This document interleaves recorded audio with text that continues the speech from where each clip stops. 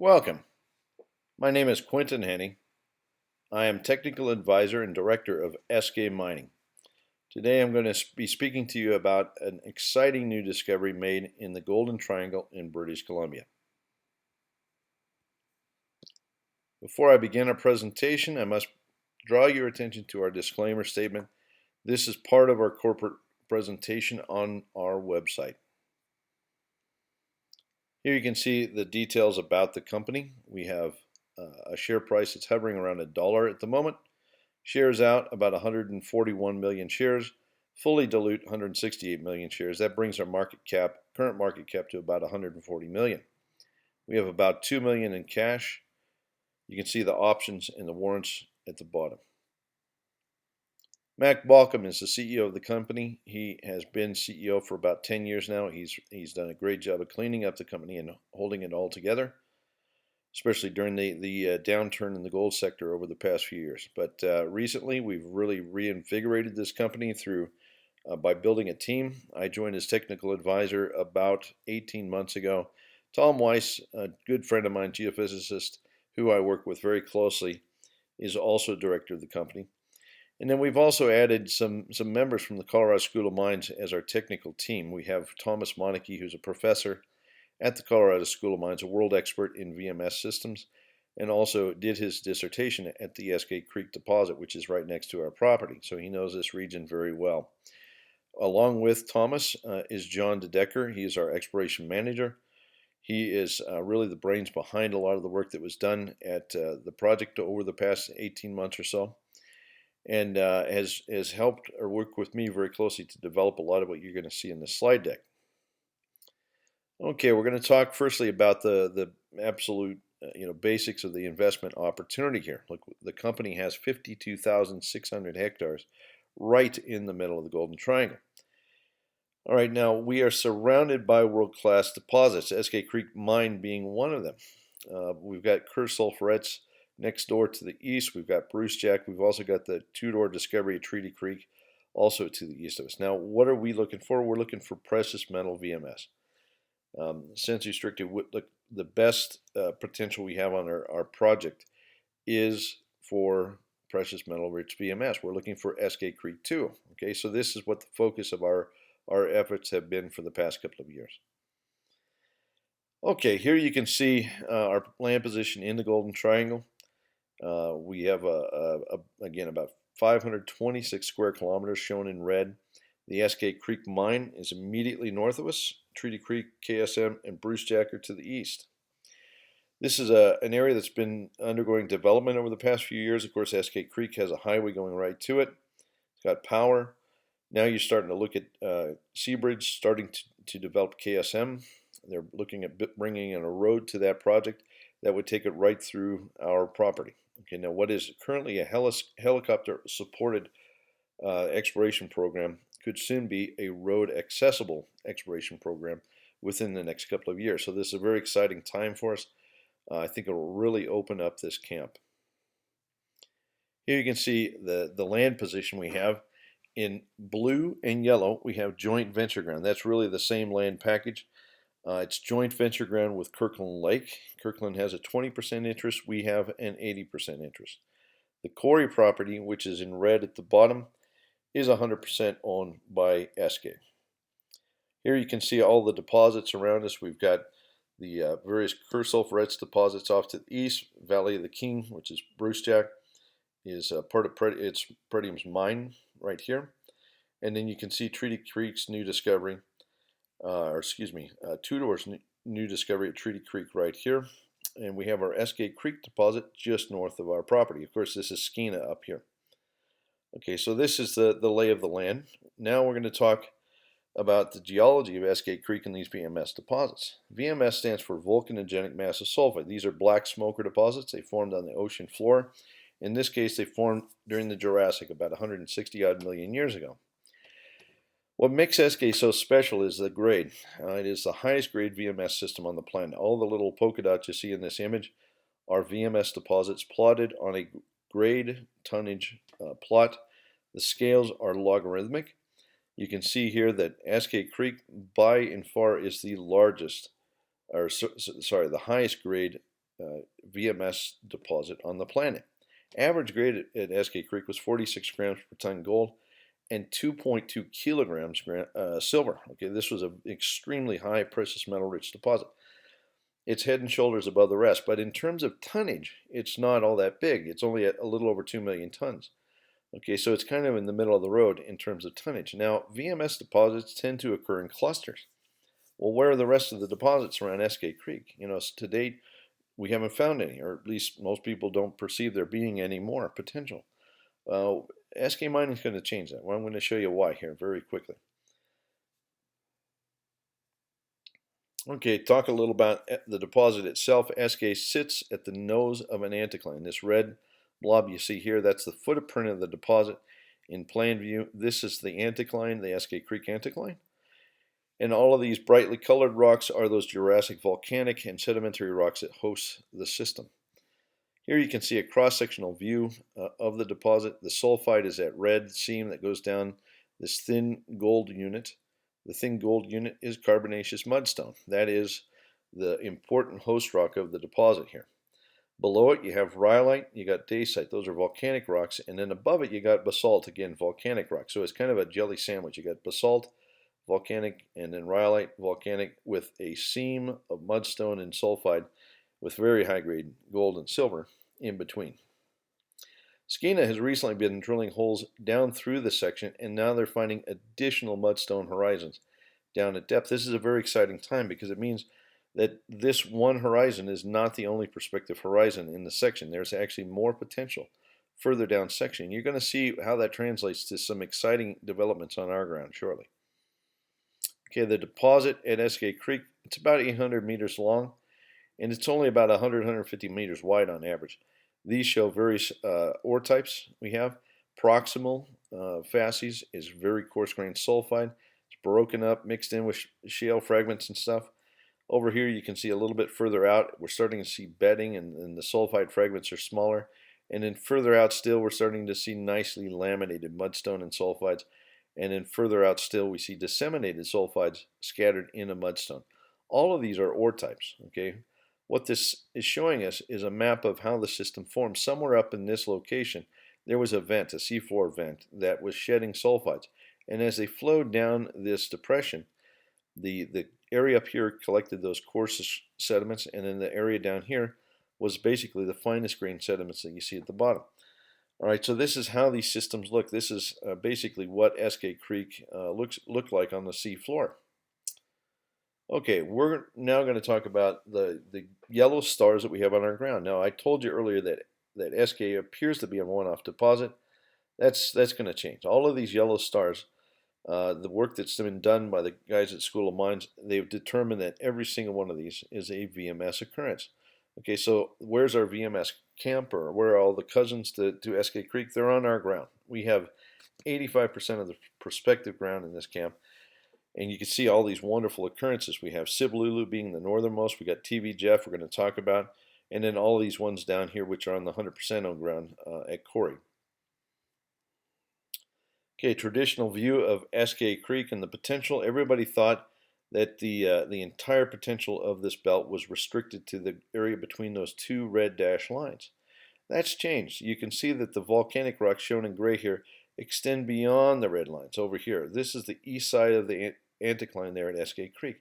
So this area we're finding has just as much potential. In fact, this area over here, basically, we're starting to see that there's a lot more potential outside of the perceived belt that's been viewed as the most prospective part of the Jurassic volcanic complex here. Well, look, firstly, I got to talk about some historic values at Lulu. So there was some drilling here back in the 1990s. There were some very good intercepts. You can see the results here. 14 grams gold, 1 kilo silver over 14 meters. You got 11 gram gold, 766 gram per ton silver over 25 meters. Look, these are Eskay Creek like intercepts. That's what you would see at the Eskay Creek deposit. They're on our ground. Okay, so there is a discovery here already. It has yet to be followed up properly, but we're about to do that. Okay, at the very north end of the block that we have, there was a drill hole drilled by Silver Standard right on the property boundary between us and now Skeena. that hit 1 meter of 62 grams per ton. And that is, again, Eskay style mineralization. So for historical context, I need you to remember this, because when I take you to the subsequent diagrams here, you'll see how this is very important. Okay, so now we're looking at the close-up of the geology of that belt. This is our refined geologic map. You can see Eskay Creek Mine here, the basalt in dark gray, the rhyolite in yellow, and there's a thin blue line there. That's that mudstone that hosts the deposit. As it comes down onto our ground, it kind of ducks underneath the Bowser Lake group, which is this dark orange. But nonetheless, there's a drill hole, like I said, right here that's hit mineralization, and then you have all these small blue dots here, these polka dots that historically hit this zone called Lulu zone at the bottom. Lulu is a piece of the Eskay system. Okay, now we're going to look at a cross section of the deposit. The basically what you're looking at here is the compilation of a lot of very hard work done by the guys at School of Mines. They looked at the historic core data, they looked at the geochemistry, and they determined this is the picture of what's happening at Lulu. You can see here the Bowser Lake group. It's basically been thrust wedged into the sequence that hosts the VMS. Very unusual structural setting, but this can occur at shallow depths within a thrust environment. Okay, this thing is cut its way in just like an axe cutting wood. You can see how it split apart the Eskay sequence. Up here at Lulu, they drilled and drilled and drilled, and they found this seam. They couldn't figure out where it went. It died. You know, they scratched their head, could not figure out where it went. Well, guess what? One of those deep holes, including the one that Silver Standard drilled, actually hit mineralization down here. And through John's hard work, he realized that the block down here was a continuation of that above. Okay, so all of a sudden we have a huge amount of ground to explore at subsurface, about 200 meters below surface down in this regime. Now remember, I told you Skeena is starting to find mudstones with VMS and so forth deeper in the section. Well, guess what we have? We have additional mudstones. Now we're starting to think we have multiple horizons to prospect here. So not only do we know where the rest of this is down here, we know that we have other units to explore. This is a very exciting time.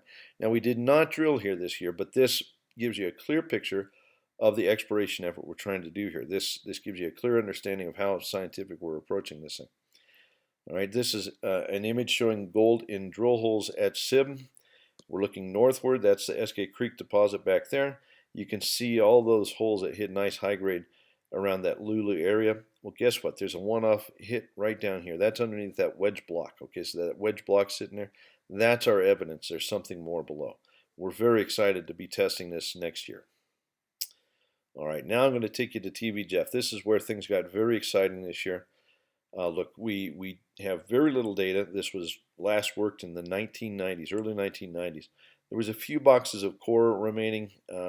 We looked at it, clearly stockwork VMS, got very excited. We found outcrops when the guys were doing the line cutting for the geophysics, clearly VMS. Okay, this is starting to get interesting, but it got more interesting when we did our geophysics. We did airborne SkyTem, this is the EM survey, looking at the electrical properties of the rocks. So the purples are resistive rocks, that's that Bowser Lake group. Remember I said this is an anticline, so that's the west limb, and this is the east limb of the anticline. The axis goes down here. SIB is up here, TVJF are down here. What do we see here? Well, we see these protuberances like this thing and this and this, and then over here we got one. These are basically the root systems to VMS complexes. Okay, so each one of these things is likely tied to a VMS deposit. Wow, this is remarkable. We have something like 6 or 8 kilometers of strike right here. That's prospective for VMS now. We got very excited when we saw this data. We think there's multiple VMS systems in this belt. This should continue southward onto the quarry ground, which is where we have a large number of other prospects that are all at very early stage. But we did some drilling in this area this year. Look, this is where it got very exciting. First hole we drilled hit massive sulfide in mudstone. We had 11 meters of 1.23 gram gold, 210 grams silver, 4.11 gram gold equivalent. That is the grade that they see at the Eskay Creek mine. Skeena is drilling stuff like this right now. So this is basically commensurate with the mineralization seen over at Eskay Creek. It's not exactly high grade yet, but hey, let's be patient. Now we went from TV, we went up to Jeff when we started drilling. In fact, the last 3 holes of the program started to encounter this mineralization here. You can see pyrargyrite, which is a very, very high silver-bearing sulfide mineral, as well as electrum in the core. Very exciting. We do not have assays for this yet. We're awaiting those. They'll probably be back in about 4 to 6 weeks. But we think we have made some sort of mineral discovery at this point based on what we see in these holes. Okay, now this is very interesting because we really came into this blind and we felt our way along, and we drilled holes where we could kind of best judge where we might be. Now what we did is we stepped up the hill drilling. Okay, we targeted the lower area, hit sulfide. We came up here, hit sulfide. The last drill pad we had was right here. Where did we hit the pyrargyrite and electrum? Right in this area. Okay, guess what? Basalt, rhyolite, mudstone. That is our Eskay horizon. I'm very certain. Okay, what does that mean? It means next year we step up here, we can drill this area, and I think we're going to make a big, big discovery. In the meantime, once we get assays back for the holes from here, I think everyone will see we're on to a high-grade discovery. That's my prediction. You can see there is historic drilling in some of these areas. These are one-off holes that were drilled back in 1991. 76 gram gold and 381 gram silver right down here. You got 16 gram gold, 141 silver up in here. So we knew there was some mineralization, but now we're approaching it much more systematically, and I think we're now fully understanding what this means. You know, we have a context to put it around, and what we see is that we have multiple mudstone horizons, just like they see over at Skeena. And more importantly, we have that Eskay sequence. I think we're getting basically honing in on the prize here. Now remember, this goes for kilometers along this belt. Okay, so this belt right here is prospective, just like this image here. That is huge. Okay, when I said VMS occur in clusters, they do, and I think we're onto the mothership now. Okay, nonetheless, we have lots of prospects yet to test. TV and Jeff here, very exciting, but we have all of these guys down here.